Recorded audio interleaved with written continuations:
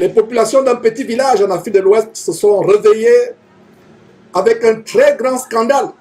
Un scandale d'une femme, la femme d'un pasteur qui saccage un dimanche matin l'église entre guillemets de son mari, l'église épicerie de son mari à cause des frasques sexuelles de ce dernier, de la débauche sexuelle que ce monsieur, soi-disant pasteur, perpétrait dans cette église, une église épicerie, en couchant avec les membres de cette église, quelques personnes de la chorale. D'ailleurs, selon les traductions de la vidéo originale et selon les interviews de cette femme, cet homme se s'est marié, selon les dires de cette femme, cet homme s'est marié secrètement, en secret, avec la pianiste, l'organiste ou la pianiste de cette église. Et ça se passe dans un village en Afrique de l'Ouest. Le village est scandalisé, la population est scandalisée. Voilà comment le royaume de Dieu est fermé à ces populations à cause de ce scandale. Des fresques sexuelles, c'est des choses que nous avons toujours exposées, mes frères et sœurs. Le lieu où Dieu voudrait que nous prions est un lieu saint. Et ce n'est pas dans un bâtiment fait de main d'homme. Ce n'est pas dans des bâtiments de pierre, de briques, de terre battues ou peu importe. Le Seigneur se réunit là où 2 ou 3 sont assemblés en son nom, priant dans la pureté, dans la sanctification, dans la simplicité, ayant le mal en horreur, ayant la haine du péché. Là où 2 ou 3 sont réunis, c'est là où le Seigneur est là. Le Seigneur nous demande de fuir ce genre d'endroit. Et voilà donc comment le nom de Dieu est décrié, est blasphémé parmi ces populations.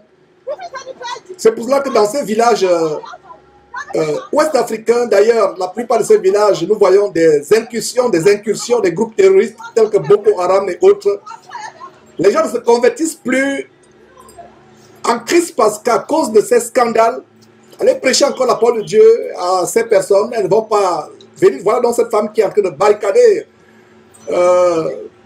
l'église de son mari. Elle est furieuse.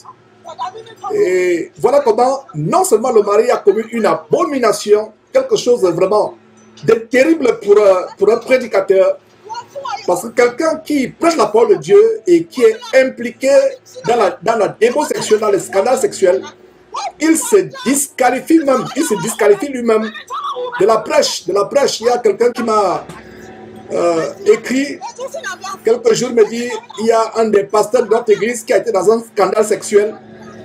Est-ce qu'il n'est pas encore prêché? J'ai dit honnêtement, ce monsieur, s'il a la crainte de Dieu, doit se retirer, se mettre de côté. Il ne peut plus venir devant les gens, prêcher après avoir trompé sa femme. Donc voilà des scandales. Cette femme qui se déchaîne, qui crie aux abois. Non seulement son mari a péché, et elle aussi elle pêche, parce qu'elle ne peut pas se comporter de cette manière. Voilà comment son mari, à cause de ses frasques sexuelles, de sa débauche sexuelle, amène cette femme aussi à pécher, sortir de ces camps de mort, ces camps de concentration. Regardez une affiche, comme vous venez de voir sur votre écran, une affiche dans un village.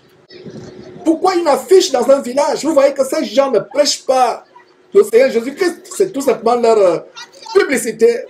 Un panneau publicitaire dans un village, dans une petite bourgade ouest-africaine. C'est terrible, mes frères et sœurs. Nous sommes en train de dénoncer ces choses et la raison pour laquelle nous montrons ces choses, c'est pour vous dire que ces camps de mort, ces salles d'habitation de démons, vous voyez, c'est voilà un exemple quand je dis souvent que c'est des camps d'embarquement pour l'enfer. Et vous voyez comment cette femme a surgi, a fait éruption en plein culte. Elle a saccagé tout ce qu'il y avait à saccager. Et voilà des badauds qui se réunissent dans le village. Ça cause de l'émoi, ça cause de la stupéfaction. Et dans ces camps de mort, ces faux pasteurs vont vous imposer des mains remplies d'impudicité, des mains remplies de débauche sexuelle. C'est la raison pour laquelle la plupart d'entre vous avez des rêves sexuels, des rêves où vous voyez en train d'être abusé par des démons, succubes ou incubes, qu'on appelle généralement des maris de nuit ou femmes de nuit. Voilà les conséquences. La Bible dit, mes frères et sœurs, si quelqu'un ne sait pas conduire sa propre maison, comment peut-il conduire le peuple de Dieu si quelqu'un ne peut pas tenir son corps en bride, tenir sa sexualité en bride, la dompter, comment peut-il conduire l'église de Dieu? Donc voilà des scandales, mes frères et sœurs, que nous dénonçons, des véritables scandales. Nous devons décrire ces choses afin que le peuple de Dieu sache que Dieu n'est pas dans ces choses-là. Dieu n'est pas dans ces affaires. Sortez de ces camps de concentration. Ces faux pasteurs qui montent les églisettes à gauche, à droite, ce ne sont pas des églises, parce que la vraie église, ce n'est pas un bâtiment.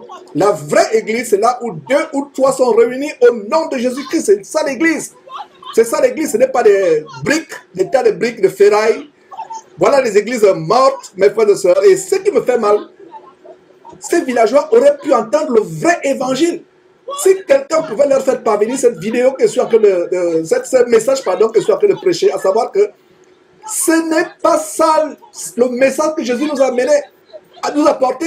Voilà des hommes dans un village qui sont dirigés en enfer, il n'y a personne qui prêche. Où sont les prédicateurs qui vont dans des villages comme cela prêcher le vrai évangile? Allez prêcher encore la parole de Dieu aux parents de cette femme.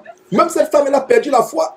Cette femme n'aura plus jamais foi en qui que ce soit. Parce qu'elle a vu elle-même son propre mari commettre la fornication, l'adultère, la débauche. Et comme ça ne suffisait pas, comme si coucher avec toutes les filles de l'églisette ne suffisait pas, voilà comment il se marie secrètement avec la pianiste. Voilà ces églisettes où il y a des chorales. Les gens chantent les chorales. Voilà l'exemple de la débauche dans ces chorales. Aujourd'hui, on parle de chanteurs chrétiens, des musiciens chrétiens. Dieu n'y est pas. Dieu n'est absolument pas dans ces choses-là. La sanctification, voilà, des panneaux publicitaires. Dans un village, il y a un panneau publicitaire géant. Pourquoi? Pourquoi, mes frères et sœurs? Et cette femme, selon la vidéo originale que nous avons reçue, il y a quelqu'un qui interviewait cette femme. Et ce témoignage vous coupe le souffle. Ce témoignage vous glace le sang. Les choses abominables que son mari faisait dans cette église, entre guillemets, qui n'est qu'une épicerie évangélique dans un village. Un village ouest-africain, ces gens auraient pu entendre la parole de Dieu, entendre l'évangile de Jésus-Christ. Mais qu'est-ce qu'ils ont? Ils ont les scandales. Et aller prêcher encore la parole de Dieu à ces villageois, ils vont vous dire que votre Jésus-là, c'est du n'importe quoi. Votre Jésus-là, c'est la foutaise. Votre Jésus-là, heureusement que ce n'est pas le vrai Jésus. Mais ce qui me fait mal, voilà l'idée qu'on a des vrais prédicateurs. Donc sortez de ces choses. Toutes ces églises et tous ces pasteurs, voilà une femme qui a eu le courage de venir publiquement. Qu'en les femmes de Castanou, des femmes de Masolo Chinassi, des femmes de Raoul Wafo et d'autres, elles n'ont pas le courage, ou alors, c'est même pas le courage qui leur manque, avec les grandes tenues, les grandes toilettes, avec les Versace ou Versace, je ne sais pas comment vous appelez ça, avec les Louis Vuitton, avec les grandes toilettes, avec les grandes tenues. Elles ferment la bouche sur les frasques sexuelles, les dérèglements sexuels de leur mari. Elles n'ont pas, certainement n'ont pas le courage parce qu'elles sont menacées de mort. Donc voilà le lot quotidien. Quand vous voyez ces panneaux publicitaires où vous voyez des affiches, maman pasteur et papa pasteur, les têtes collées sur l'affiche publicitaire, sur les panneaux publicitaires, vous pensez que les foyers sont des foyers joyeux. Ce ne sont pas des foyers joyeux. Voilà le scandale, voilà la réalité devant vous de comment ça se passe dans la maison de ces soi-disant pasteurs. Voilà la réalité. Voilà cette femme, donc, comme je vous disais, qui est interviewée. Et dans la vidéo originale que nous avons suivie, quelqu'un était en train d'interviewer. C'est un interview d'environ 45 minutes. Comment elle raconte ce qu'elle a enduré dans ce mariage, des choses terribles. La véritable pornographie à laquelle elle a été exposée de la part de son mari, avec des addictions sexuelles, des choses terribles, mes frères et sœurs. Donc nous dénonçons. Regardez, pourtant, c'était des gens mariés, mariés femmes, mariés et voilà, son lot quotidien. Une femme aujourd'hui qui a le cœur déchiré, le cœur meurtri, qui est la risée de tout le monde. Comment ses parents peuvent encore venir au Seigneur Jésus, les parents de cette femme? Comment les gens du quartier peuvent venir au Seigneur Jésus? Alors que nous devons être la lumière, c'est nous la lumière, c'est nous qui apportons la lumière au monde. Nous qui sommes supposés apporter la lumière au monde, nous apportons encore quoi? Les ténèbres. Les ténèbres. Voilà comment la parole de Dieu est vraiment décriée, blasphémée. Les gens ne peuvent plus écouter l'évangile de Jésus-Christ. L'évangile de Jésus-Christ, donc il faut vraiment des vrais prédicateurs qui se lèvent, qui vont dans ces villages, leur dire que, hey, Ce que vous voyez là, ce n'est pas la parole de Dieu. Je ne sais pas quelle est la portée de nos émissions de Jésus-Christ TV dans les villages africains. Peut-être la portée grande en Afrique francophone, mais qu'en est-il de l'Afrique anglophone? Qu'en est-il? Est-ce qu'il y a des trompettes qui prêchent le vrai évangile, qui atteignent les villages, avec le vrai évangile pour montrer aux villageois? Et je rends grâce à Dieu qu'avec Jésus-Christ TV, face à tout en Afrique, les gens nous suivent depuis les villages. Il y a même une photo qu'on nous a envoyée, quelqu'un nous a envoyé une photo où il nous suivait avec un petit téléviseur portable qui marche avec les piles et batteries et qui peut capter les chaînes par satellite. Un petit poste de radio-téléviseur qui marche avec des piles, des batteries. Ça nous a tellement touché cette image.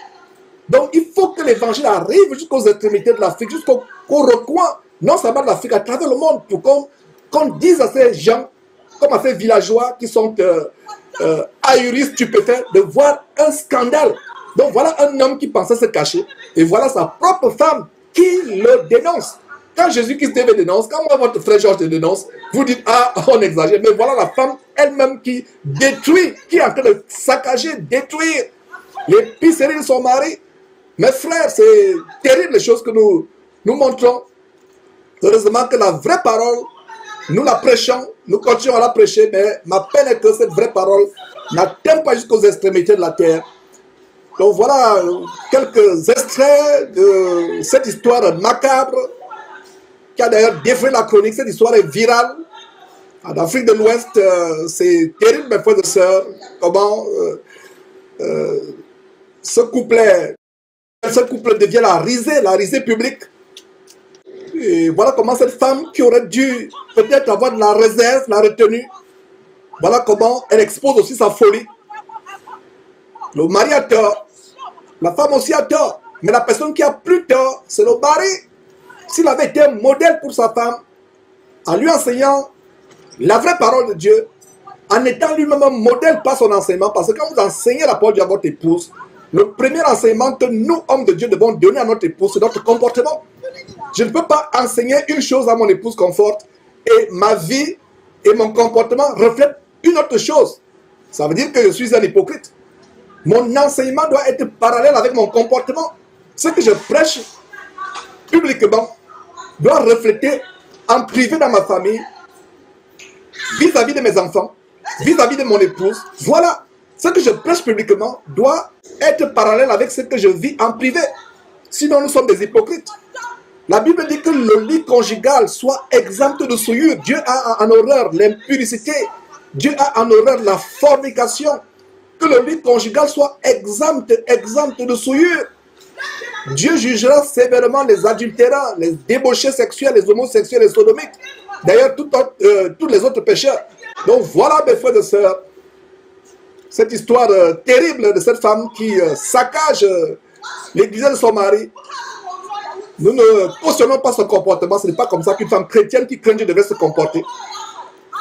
Elle aurait peut-être fait mieux de prier pour son mari en secret ou d'exposer la situation devant les anciens. Au cas où il y aurait même des anciens. Je doute qu'il y ait même des anciens dans cette église. Ça, c'est des gens qui se lèvent comme cela, qui fuient le chômage, qui fuient la pauvreté, qui louent un bâtiment quelque part dans un quartier, dans un bidonville ou dans une bourgade ou un village et s'improvisent de pasteur. Et voilà l'idée qu'on a de Jésus-Christ. Parler de Christ à un musulman, voilà ce que le musulman a de Christ. Voilà, parler de Christ à un bouddhiste, voilà l'idée que le bouddhiste a de Christ.